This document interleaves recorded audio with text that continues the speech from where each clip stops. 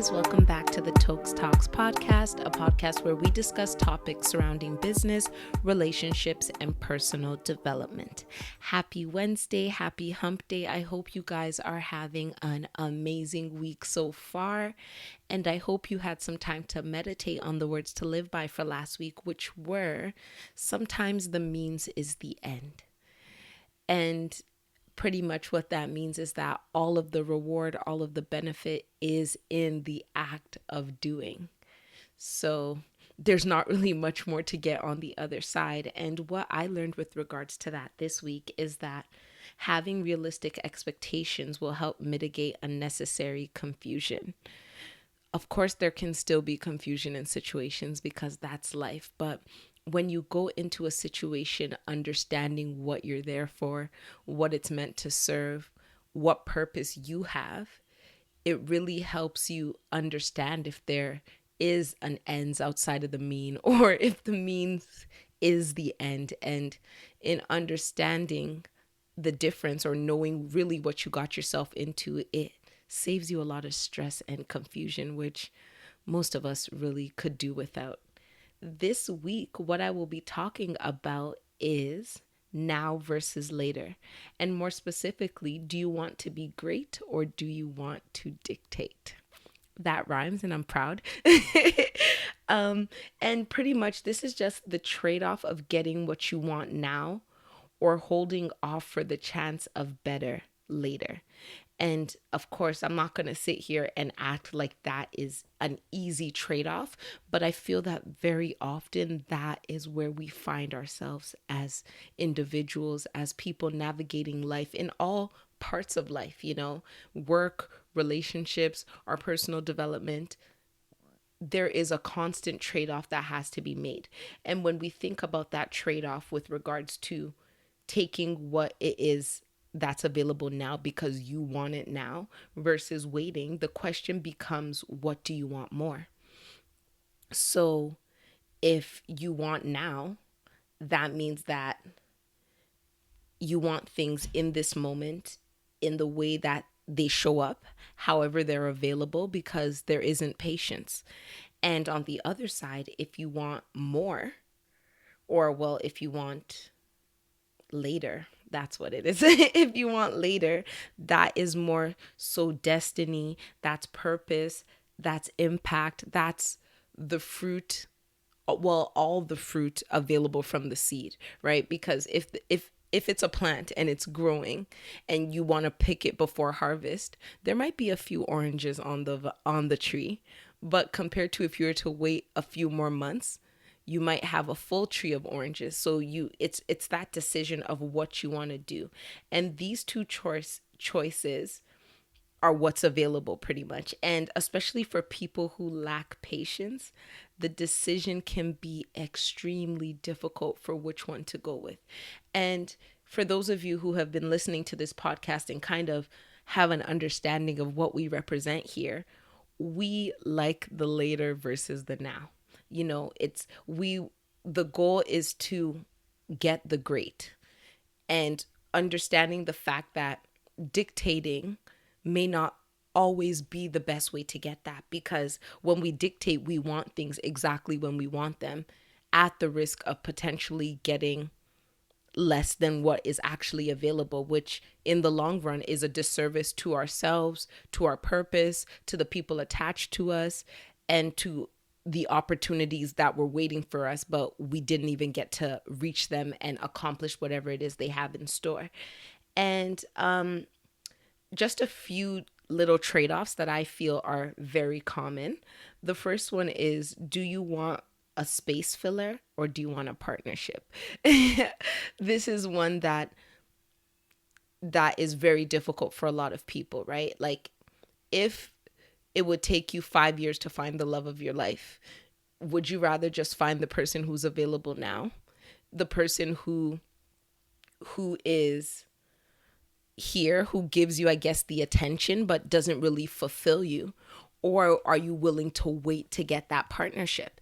And if you decide to wait to get that partnership, are you really ready to do what that takes, right? Because waiting to get the part, deciding you don't want a space filler, that you want someone of purpose and destiny in your life, coming to that conclusion is one thing, but really having the patience to wait on partnership, to discern, to decide this is not fulfilling to me, and I don't care how much time it's been, I'm willing to step out of it and be alone, feel lonely sometimes, look at other people and wish I had what they had, but understanding that in order to get my version of that, there are going to be these seasons. So that is one of the trade-offs that's quite difficult for people to make. And there are some people who will argue that you can have a space filler while you wait for partnership, but there's something to be said for filling the space that you should be using to grow, instead of taking that time to really grow and develop, so that when you enter into that partnership,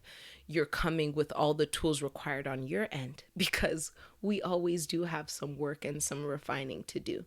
The second one is, do you want to have things by a specific age, or do you want to get them at the most ideal time? And this one hits differently because it kind of goes into every single aspect of what this podcast is, right? For women, even for men, by a certain age, you feel you need to be married. Some of us think by a certain age, we want to have a house. By a certain age, we want to be making this much salary. By a certain age, we want to be driving this car. I think we'll go with the car analogy for this. So yes, by the age of 30, you can be driving that S-Class that your heart has always desired, and only have had enough to pay a $50 down payment. I'm being dramatic, of course. And now you're paying the equivalent of your rent for the upkeep and the financing of that car, because you were hell bent on getting it by the time you turn 30. That was what you wanted for your 30th birthday, right? And the trade-off is that if you get that thing for your 30th birthday, just as you said, now everything else that you should be building towards, you can't, because you've accumulated this debt that makes it extremely difficult for you to do that. So the trade-off then becomes, do you want to get it at the most ideal time? And if the most ideal time doesn't look like what you had in mind, are you willing to be patient enough to wait for that? I don't know. The answer goes back and forth with these things, right? And especially with age, like, I'm sure most of us have these goals by certain ages, and it's absolutely advisable to have goals and set ambitions, and don't just say, I want to be rich and not work towards it, or say, by this age, I want to have this so that by the time I get to whatever age it is, I would have fulfilled whatever my goal is, right? Like, we need to have key performance indicators to know that we're on the path that we want to be on, right? But at the same time, in the event that the plans we had by certain ages are not happening the way we want them to, are we willing to wait for that ideal time? Or do we want it so bad that come hell or high water, you're going to get that thing at the expense of everything else? The next one is, do you want 15 minutes of fame, or do you want longevity? And I think I speak on this quite a lot, because wanting that attention and the validation that comes along with getting that attention can be very, very addictive. And for some people, the 15 minutes of fame, grabbing it and going, is all they want. But if what you want is longevity, are you willing to be unknown for a long period of time? Are you willing to have people not know who you are, not know your name? Are you willing to work in silence and accumulate impact that people might not even know exists until the time that maybe you might get attention, or that impact holds enough weight that it lasts long term?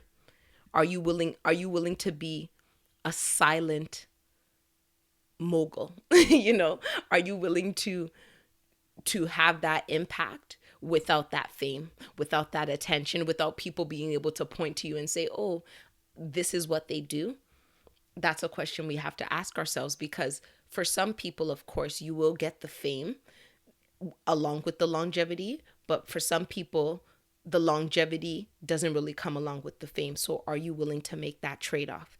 And if you are willing to make that trade-off, are you mentally prepared for what it's going to take to have to push through when people don't know who you are, push through when there are no accolades, push through when you don't even feel like it and you still have to do it? The last one that I have, the question is, do you want the security of consistency, or do you want the greatness on the other side of risk?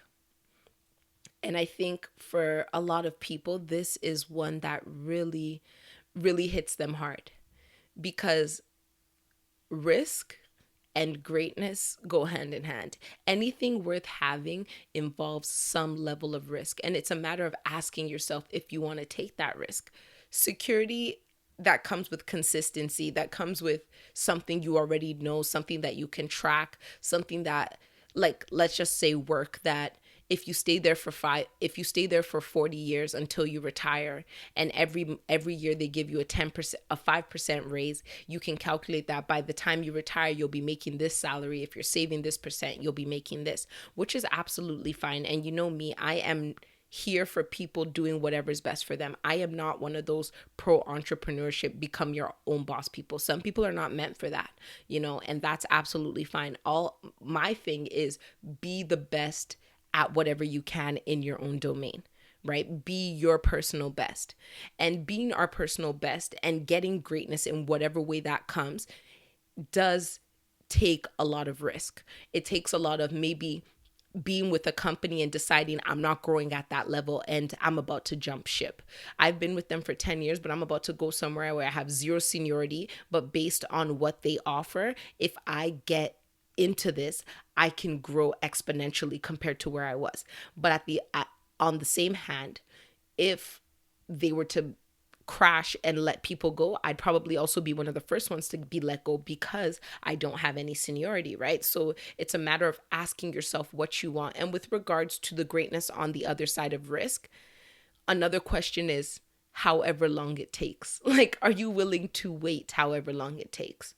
Are you willing to take a pay cut today to hopefully, if you put in the work and everything works out the way it should, quadruple your earnings 2 years from now? But for the next 2 years, you'll be making maybe half of what you were making, and things will have to be budgeted down, and things will have to be so difficult. Are you willing to take that risk, right? And it's a matter of preference. Like, every single thing I've said is a matter of preference. Some people absolutely cannot stand being alone, so they will pick the space filler today over partnership in the future. Some people can't stand to hit a certain age and feel like they failed in their goals, so they will take the debt of hitting their goal today just to say they did it, or take whatever the risk is. Like, I know people who have felt pressure that by a certain age they want to be married, and they ended up marrying people that they weren't even happy with, they weren't interested in, that they didn't even know if that would be the person who would help them get to where they want to be in life. That wouldn't be the partnership. But because they were 35, because everybody was down their throats, because all of their friends were married, they jumped into it. And not saying that they won't be happy or not, but these are the risks, right? Some people want that 15 minutes of fame so badly that even if it lasts for just 15 minutes, the joy and the memories of that 15 minutes of everybody knowing who you were because you created that viral meme is worth more to them at this moment than whatever longevity could have potentially happened in another way. And yeah, some people also just prefer the security of consistency, even if it's not going to be fulfilling, even if it's not going to necessarily lead to their greatest potential or the greatness that's available for them, because the risk and the fear and the anxiety that is associated with that greatness is too much for them to bear, that they would rather have the peace of mind of the security of consistency. As I said in the beginning, we know what side I'm on with a bunch of these things, and I'm on the side of waiting. I'm on the side of later. And for those of you who are also on the side of later and who decide that that's what you want to do, I completely understand the difficulty of making that choice. And it's a choice that you have to make over and over and over every day, a choice that you have to remind yourself of. And being able to choose and be convinced of your choice, even when it's hard, is all in the mind, as most things are. So, what I wanted to do is just give you guys three little tips to help you play the long game, because it's not always fun, it's not always easy, but in the end it's worth it, because when you get that thing you've been working for and you've had patience for, and it comes to you finally, it's just so much more fulfilling, so much more wonderful, because you know you waited for it. And to just know that what you waited for actually came out the way you wanted it to, and that your waiting wasn't in vain, no matter how long that waiting was, just feels amazing. So these are three little tips to help you get your mind right and keep it right. The first one is, you need to ask yourself, how badly do you want it? You need to know how badly you want it, because if you don't know how badly you want it, the moment it's taking a little too long, the space fillers and the quick fixes will start to look way more appealing, and before you know it, you'll fall right out of your motivation. So figure out why you want this thing, what its purpose is. Figure out your why, and then remind yourself of why it's worth it on the hard days. You need to remind yourself, because on those hard days, rubbish will look like lobster. Like anything at all will look appealing, because you just are getting so fed up, and it's impossible for these moments not to happen, right? So if we can prepare ourselves by doing the right, by having assurances in place, it'll help it be a little easier, because the journey is a day by day journey. Of course, you can look back and say, I've been waiting on this thing for 5 years and it hasn't come, and it's a lot and it's making me feel bad. And that's absolutely justified. When we want something, it means a lot to us. Like that's just the fact. And when anything means a lot to us, not having it also has an effect, or it takes a toll on us, because it's something that's worthwhile to us or something of value to us, right? So in those moments, you need to just remind yourself why it's worth it. Constantly keep that at the top of your mind. If you need to write it down, if you need to write down a letter to self, 5 years from now, when I've accomplished these goals, this is what my life is going to look like. And this is why it's so much better than me going into whatever it is that seems easy or convenient now. Do that. And then on those days where you're forgetting, take that letter and read it to yourself and be like, this is going to be so much better. And whoever she is, whoever he is, that's who I want to be. And I am willing to wait and do whatever it takes to make sure that I get there. The second tip is that you can't be rigid. When we're going for later, when we're going for the long game, one of the most important things is to not be so hell bent on the way things should look, right? And this is why I said in the beginning, do you want to be great or do you want to dictate, right? Because if you want greatness, the goal can be a solid goal, but the journey that you take to get there, you shouldn't be so rigid in that you believe it's only one way to get there. Because as you begin the journey, and I've talked about this so many times on so many episodes, one of them in particular about the journey, so you should go listen to that if you want to hear a little more about it. But when you're on the journey, the route that you're taking can be so different, but the main goal is to get to that destination well, to get to that greatness, to get to that partnership, to get to that longevity, to get to the ideals that were worth you taking the time. And when we start to dictate how we want to get there, so much so that we can't even hear advice that is valid and maybe even consider it, not taking every piece of advice, because of course we know not every piece of advice is good advice, but being open to somebody letting us know that, hey, this is how I see things. Maybe you should try it out like that. Those are the angels along the road. Those are the angels along the journey. You might have stepped out on this journey with your path in mind and your destination in mind, but as you go, there might be certain directions that if you took would just add unnecessary time. And maybe because of the way you think, you haven't even seen it in that negative light or seen it as something that could be a detriment to you. But somebody else who thinks in an alternate way to you sees that so clearly and they tell you.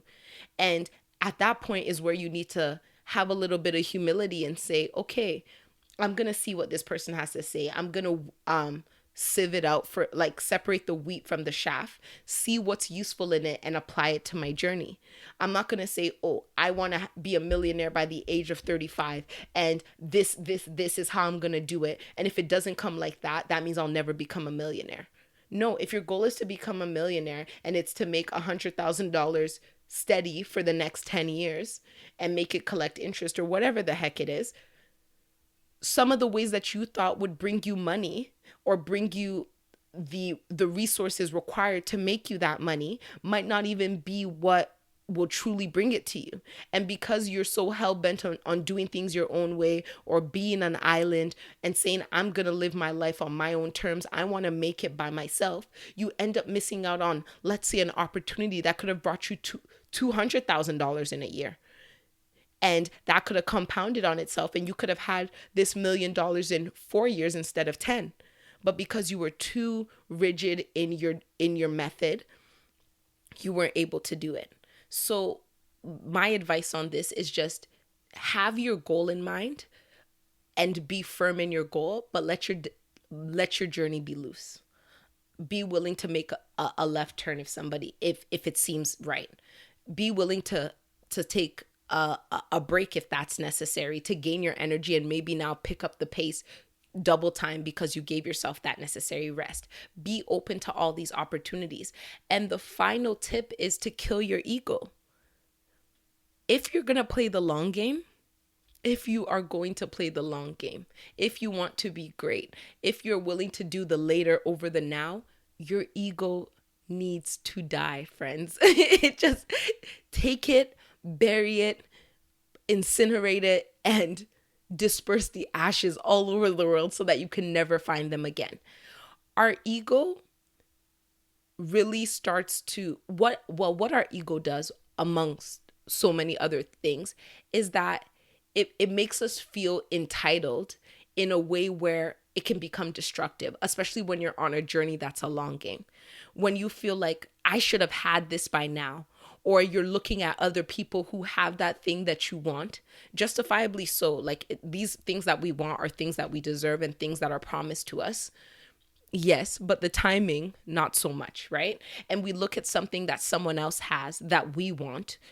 We don't even want theirs. We just want our version of it. But we start to feel like, I can't believe that this person has it already. Where's mine? Blah, blah, blah. And that mentality starts to put us in a negative space, right? And it starts to, instead of us thinking of how badly we want it and reminding ourselves of it, it gets us to a place of resentment of the fact that we've chosen the path that we did and it hasn't reaped its rewards yet.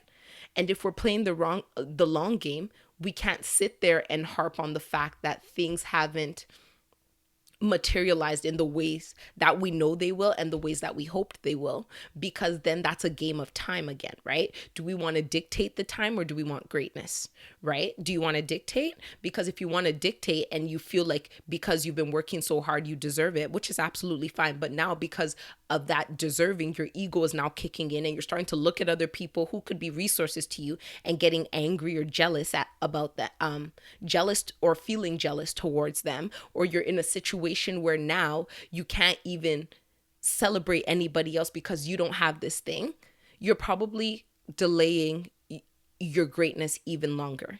Because all that time that you're spending looking at what you don't have could all be used towards building on what you do have, taking the tools that are already available to you and maximizing on them. Taking the tools that are available to you and trading them in for some better tools to continue to grow. But now you're in a negativity spiral of entitlement, thinking about the fact that you've been waiting 3 years for this and somebody who came out of nowhere who didn't even try has gotten it before you. But that's the thing. We don't know people's stories, right? We don't know what people are going through. And that's why comparison to other people is such a dangerous game. We don't know what people are going through. Trust me, as someone who who has been in relationships and who has been in situations where I've been suffering in silence and nobody around me knew the extent to which I was going through it because I never spoke up. And people were using my stuff as an example of what they wanted. I can attest to the fact that you don't know what people are going through. Somebody might get that job that you thought was yours, that you wanted so badly, and you're like, why did they get it? And then a pandemic happens like we just had. And immediately when that pandemic happens, going back to my seniority talk, that person loses the job. But you were able to stay at your current position and have that job security because of your tenure. Right. And right now, because you want better for yourself, you might look at the fact that you're still at that job of yours and be a little bit upset and disappointed and dejected at the fact that you're stuck. But we don't know what's happening. Right. And that's why it's important to consistently remind yourself why it's worth it on the hard days. Because if you don't remind yourself why it's worth it on the hard days, which was tip number one, your ego is going to start to creep in. The devil's going to start to creep in and just remind you, oh, but that person doesn't even work as hard as you, but look what they got. That person doesn't do this. You've been working so hard. You've been doing this. You should be appreciated. You deserve this. And understanding that we do deserve things is very valid. But when our feeling of deserving something becomes an entitlement that's rooted in hatred or rooted in envy and ego and just everything negative, that is not the place where we want to be. So just one more time for the 3 tips to help you get through the hard days and really help shift your mind. The first one is ask yourself, how badly do you want it? And remind yourself of that every day. The second one is that you can't be rigid. And the third one is kill your ego. Its entitlement is destructive. So I hope that this really helps you guys, because I know, like, as a young person, there are a lot of things that we want. And especially with social media and all of that, seeing people get those things and seeing things come relatively quickly to people, and maybe it's taking a little longer for us, can be a lot to bear on some days. And it doesn't make us bad people for wanting what we want, right? But it's just a matter of really being in the right headspace and doing the right thing while we are on this journey of picking the later over the now. And with that, I'm going to get right into my words to live by for this week, which are pick a side and commit. This is where it's tough, right? Like flip-flopping back and forth between now and later can sound like an okay thing to do. But flip-flopping in general, what it does is it knocks us off our balance. And when we flip-flop, we waste time because we're going between two things, whereas all we need to do is pick one and stick to it. And in the time that we go back to another one to try and see if that will work, if it doesn't work and we end up coming back to where we started, we just wasted a lot of time doing something to no end because we didn't stay where we were. And what's so funny is that my sister and I watch not Big Brother. We do watch Big Brother, but we watch The Amazing Race. And most recently, there was a detour episode where so pretty much on a detour episode, the team will have to choose between one of 2 tasks and complete it successfully in order to move on in the race.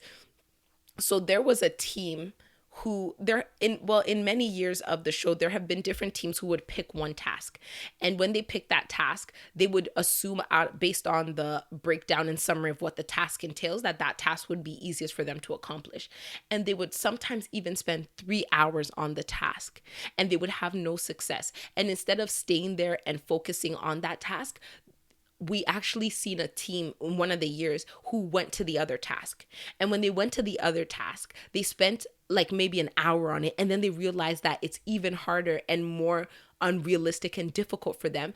And then they had to then commute back to the other task that they had already spent 3 hours on, plus now the hour that they had spent doing the other task to no avail, and the driving back and forth twice to come and eventually finish the first task that they started. And this is what happens when we have an inability to commit, right? You end up bouncing around and wasting time.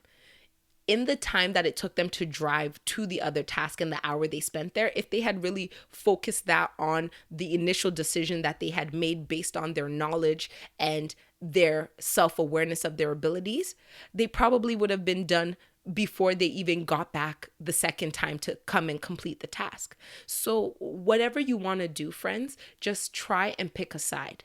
Decide what you want to do, really think it over and make that decision and commit to it. Of course, if the decision is no longer serving you, common sense will tell you to reevaluate every so often and adapt, pivot, quit it, whatever is necessary as you see fit, right? But pick a side.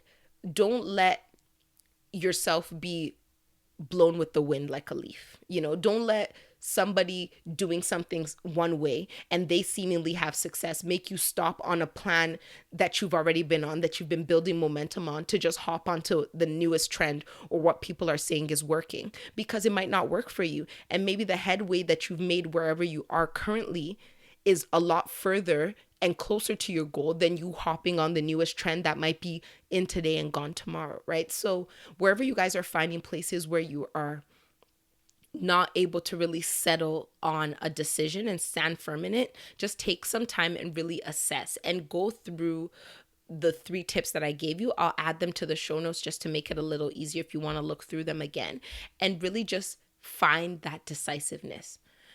Or yes, that decisiveness. I don't even think that's a word, but you guys know what I mean.